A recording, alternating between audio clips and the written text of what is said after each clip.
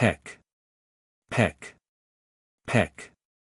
Kerrigan cracked open one bleary eye and glared at the shadow outside her window. There he was.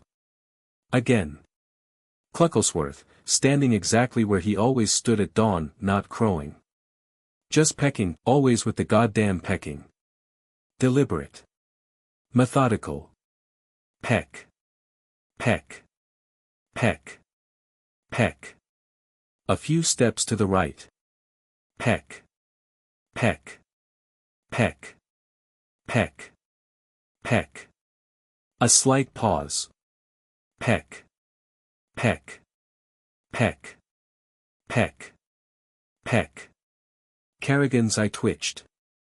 With wild, sleep-deprived fury, she grabbed her slipper, threw open the window, and hurled it at her feathered tormentor. Why are you doing this to me, you cheap turkey knockoff? Every time, you do the same thing. Peck, peck, stroll, and I have had enough. She clenched her fists. I swear on everything holy, if you don't stop, I will. Peck. Peck. Peck. Peck. Peck. Kerrigan knew it was an overtired optical illusion, but for a split second, Clucklesworth seemed to stare right at her. And wink, then he strutted around in a circle, scratching at the dirt. That's it. I hope you enjoy life as a Sunday roast, you feathered menace. Peck. Peck. Peck. Peck. Kerrigan let out a strangled scream and flopped back onto her mattress, determined to get her revenge. Unluckily for that walking feather duster, today just happened to be the town's annual tug-of-war celebration. Kerrigan cared very little about this ridiculous event, either this 18th-century lord had leapt to his death while out horse-riding or he hadn't. There was no need for the town to be divided into two sections that could only agree on one thing, winning so it could be their turn to be right.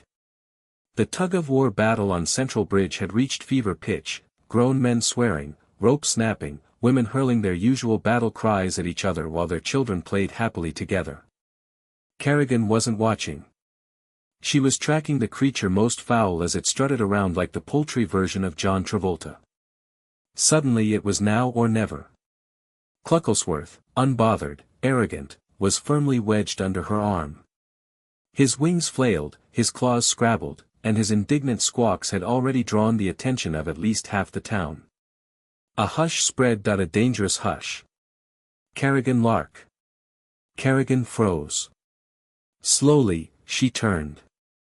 The town elder stood at the center of the gathered crowd, arms crossed, his expression like he was reconsidering her right to exist. Behind him, the townsfolk whispered amongst themselves. She adjusted her grip on Clucklesworth. Time to crank up the innocence. Oh, hello. Beautiful morning, isn't it?